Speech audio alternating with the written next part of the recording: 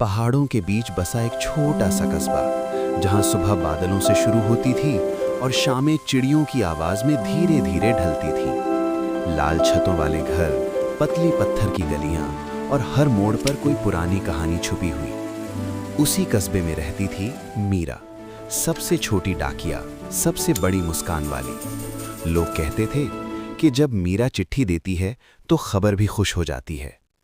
उसकी साइकिल पुरानी थी, रंग थोड़ा उखड़ा हुआ, हैंडल थोड़ा टेढ़ा, पर उसकी घंटी आज भी खुश होकर गाती थी। हर सुबह वो अपना कैनवस बैग उठाती, चिट्ठियां सजाती और रास्तों पर निकल पड़ती। हर घर तक चिट्ठी पहुंचाना उसके लिए काम नहीं, एक सफर था। कभी कोई दादी दरवाजे पर इंतजार करती मिलती, कभी कोई बच्चा खिड़की से हाथ हिलाता, कभी कोई चिट्ठी खोलते ही रो पड़ता तो कभी हंस देता। मीरा सब देखती पर चुपचाप आगे बढ़ जाती। हवा जब चलती तो लगता जैसे रास्ते उससे बात करते हैं। पेड़ों की पत्तियां सरसराती जैसे कोई राज बताना चाहती हूं। मीरा हमेशा जंगल वाले रास्ते से जाना पसंद करती थी, क्योंकि वहां शॉर्टकट भी था और शांति भी।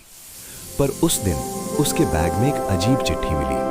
न नाम, न पता, न टिकट, बस हल्की नीली चमक। कागज ठंडा था, जैसे सुबह की ओस छूली हो। उसने सोचा शायद गलती से आ गई होगी, पर दिल बोला नहीं, ये किसी को ढूंढ रही है। जिज्ञासा उसे जंगल वाले रास्ते की ओर ले गई।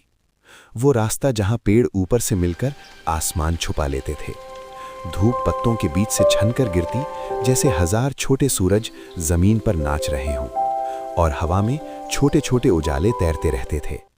आज जंगल कुछ ज्यादा ही जिंदा लग रहा था। आवाजें साफ थीं, खामोशी भी सुनाई दे रही थी। मीरा ने साइकिल रोकी और ध्यान से सुना।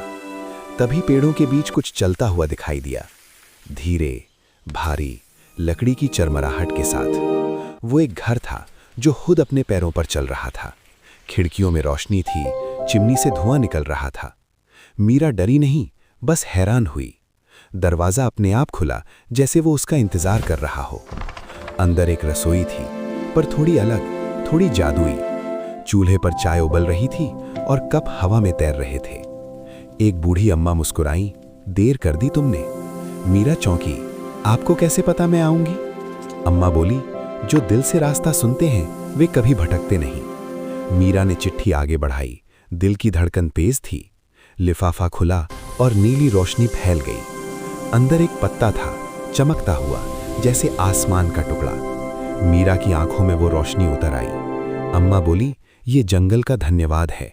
तुम जल्दी नहीं भागती, तुम सुनती हो, महसूस करती हो।